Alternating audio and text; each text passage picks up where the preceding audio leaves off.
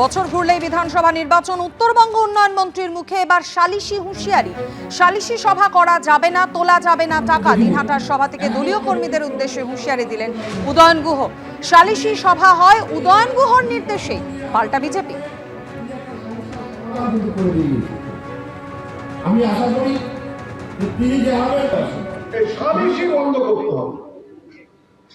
সালিশি করে আমাদের নেতাদের বদনাম হয়, তারা বিচারক না। দুই পক্ষ না বললে পঞ্চায়েতরা তার মধ্যে যাবে না। আর সালিশির পয়সা যার পাওয়ার কথা সে ঠিক মতো পায় কিনা সেটাও আমাদের কাছে নানা প্রশ্ন আছে। ওই মেয়ের বাড়িকে 2 লক্ষ টাকা না দিলে কিন্তু এই বিয়ে নিয়ে সমস্যা হবে। ওই 2 লক্ষ টাকা মেয়ের নাম করে তুলিয়ে আর এক মেয়ের বাবা পকেটে ভরে, কেন? দরকার নেই। আর যদি খুব সমস্যা হয় আমার কাছে নিয়ে যাবে। একটা কথা তো বলতে পারি যে আমাকে এই দিনাটা একটা লোক খুঁজে পাওয়া যাবে না, বলবে যে আমি এই বিচার করে নিয়ে তার কাছ থেকে এই টাকা নিয়েছি। আমার কাছে যখন টাকা পয়সা নিয়ে কোনো সমস্যা হয়, বলি দুই পক্ষ আসবে, আমি বসে থাকবো, আমার সামনে এর হাতের টাকা ওর হাতে দেবে, আমার হাতে দেওয়ার দরকার, আমার হাতে টাকা দেওয়ার দরকার নেই। কিন্তু সমস্যা হলে সেই টাকা একজন আরেকজনকে দেবে, আমি বসে থাকবো। সামনে বিধানসভা নির্বাচন, ওনার মরার সময় হরির নাম, এই জিনিসটা মানুষ ভালো চোখে দেখবে না।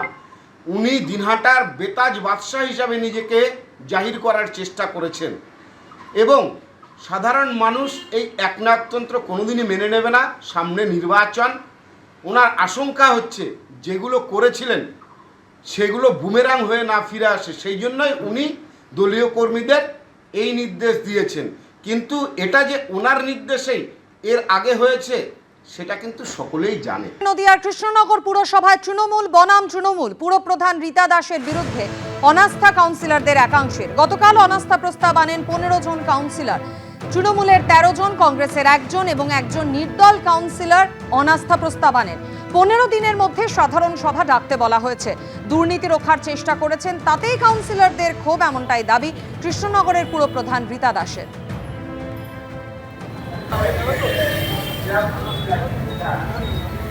আমি পৌরসভাটাকে দুর্নীতিমুক্তভাবে কাজ করতে চেয়েছি এবং যে রাস্তাটা ধরুন এস্টিমেট অনেক হয়েছে, সেই এস্টিমেট আমি 30% বা 50% হিসাবে আমি কাজ করেছি। হয়তো সেই কাউন্সিলরদের আত্মতুষ্টি হয়নি, সেই জন্য এই চক্রান্ত করে সবাই এটা করেছে।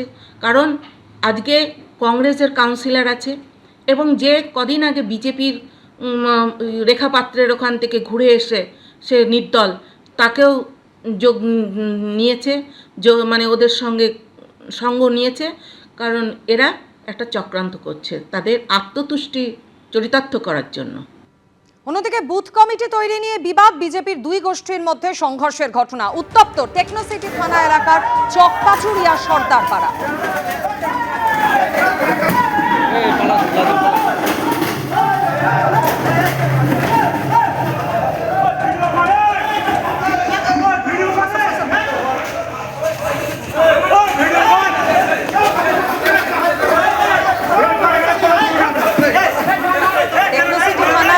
চকপাচুরিয়া সর্দারপাড়ার ঘটনা দেখতে পাচ্ছেন, যেখানে চেয়ার ছোড়াছুড়ি থেকে শুরু করে দুপক্ষের হাতাহাতি পর্যন্ত হলো। লুকিয়ে বুথ কমিটির বৈঠক হচ্ছে এমনটাই অভিযোগ করছে বিজেপির 1 গোষ্ঠী। আর প্রশ্ন তুলতেই দুপক্ষের মধ্যে তুলকালাম শুরু হয়ে গেল।